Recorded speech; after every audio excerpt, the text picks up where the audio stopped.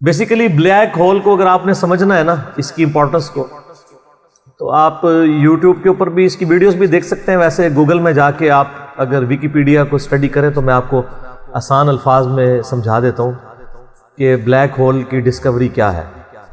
Basically آج سے تقریباً 100 سال پہلے 1915 کے اندر 1915 میں البرٹ آئنسٹائن، جو انسانی ہسٹری میں چند بڑے آپ سمجھ لیں فزکس کی فیلڈ کے لوگ ہوئے ہیں، ان میں سے ایک ہیں.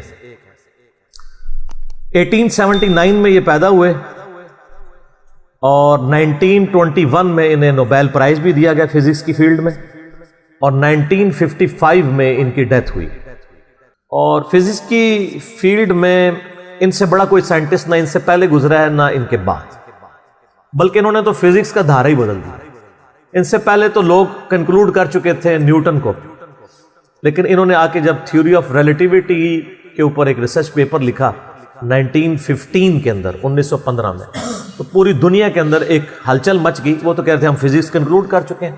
تو انہوں نے اس وقت میتھمیٹیکلی یہ چیز پروف کی تھی کہ کائنات کے اندر، یعنی انہوں نے دیکھا نہیں تھا، یہ ان کا یہ کانسیپٹ تھا کہ اگر کسی جگہ پہ بہت زیادہ میس کنسنٹریٹ کر جائے اور اس کا والیوم آلموسٹ زیرو نیگلیجیبل ہو، تو اس میس کے اندر گریویٹیشنل فورس، قوت کشش ثقل، جس کی وجہ سے چیزیں ایک دوسرے کو کھینچتی ہیں.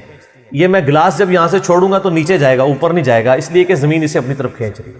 تو اس کی ایک طاقت ہے جس سے وہ 9.8 میٹر پر سیکنڈ اسکوئر کی ایکسلریشن ہوتی ہے. تو انہوں نے کہا تھا کہ اگر ایسا میس کائنات میں کہیں ایگزسٹ کرتا ہو کہ اس کا والیوم تو آلموسٹ زیرو ہو، لیکن اس کا جو میس ہے وہ وہاں پہ انٹینس میس ایسا کنسنٹریٹ کرے، تو اس کی گریویٹیشنل فورس اتنی زیادہ ہوگی کہ اس کے پاس سے بھی اگر کوئی ستارہ گزرے گا تو وہ اس کو ہڑپ کر لے گی، جس طرح ایک ورٹیکس کرتا ہے. بلیک ہول ایک خلائی ورٹیکس ہے.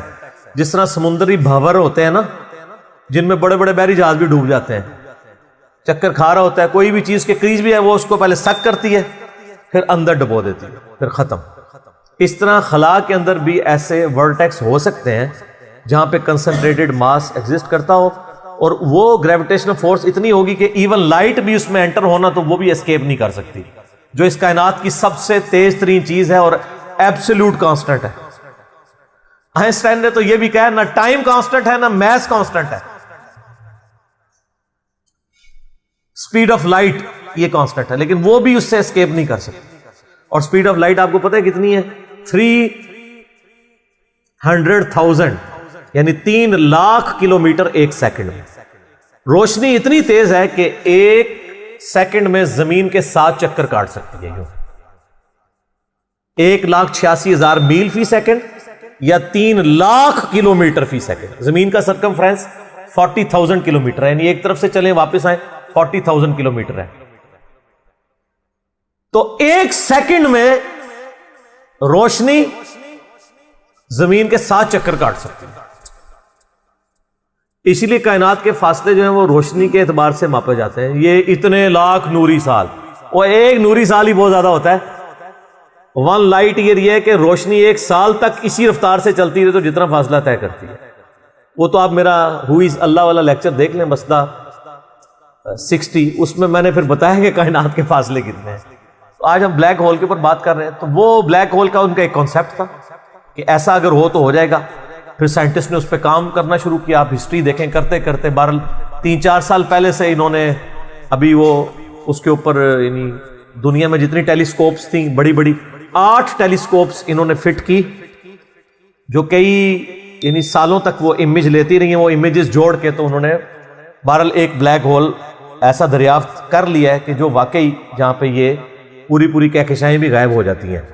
اور یہ فزیکلی اس کی ویڈیو بھی انہوں نے منظر عام پہ لے آئے.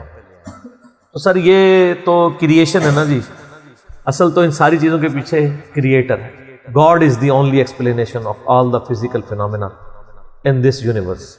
سائنس تو صرف آپ کو چیزوں کی نو ہاؤ دیتی ہے، جو پیچھے ول آف کریٹر ہے، ول آف گاڈ ہے. ظاہر سائنس تو وہ پھر آئنسٹائن نے خود ہی کہہ دیا نا کہ science without religion is lame and religion without science is blind.